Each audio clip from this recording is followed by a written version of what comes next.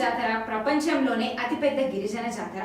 సుమారు 2 కోట్ల మంది భక్తులు మేడారం సమ్మక్క సారలమ్మను దర్శించుకొని మొక్కులు చెల్లించుకుంటూ ఉంటారు. 2 ఏళ్ల క్రితం జరిగిన మేడారం జాతరలో తప్పిపోయిన పిల్లలు, వృద్ధుల సంఖ్య చాలా ఎక్కువగా ఉండడంతో ఈసారి ఏఐతో రంగంలోకి దిగింది తెలంగాణ పోలీస్. ఒక జాతరలో ఇంతలా ఆర్టిఫిషియల్ ఇంటెలిజెన్స్ ఉపయోగించడం దేశంలో ఇదే తొలిసారి. మేడారం 2.0 పేరుతో ప్రత్యేక హైటెక్ ప్రణాళికలతో ముందుకెళ్తున్నారు.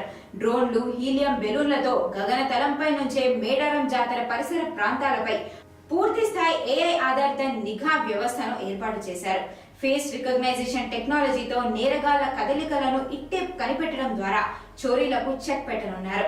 గతంలో మేడారం అనుభవాలను దృష్టిలో ఉంచుకున్న పోలీసు శాఖ ఈసారి వృద్ధులు, పిల్లలు తప్పిపోకుండా పకడ్బందీ చర్యలను చేపట్టింది.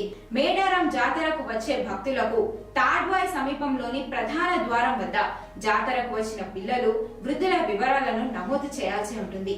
జియో ట్యాగ్ ఉన్న తాడును చేతికి కడతారు. పిల్లలు తప్పిపోయిన వెంటనే కంట్రోల్ రూమ్ కు సమాచారం ఇచ్చిన వెంటనే వారికి కట్టిన ట్యాగ్ ను స్కాన్ చేయడం ద్వారా ఎక్కడ ఉన్నారో క్షణాల్లో తెలిసిపోతుంది.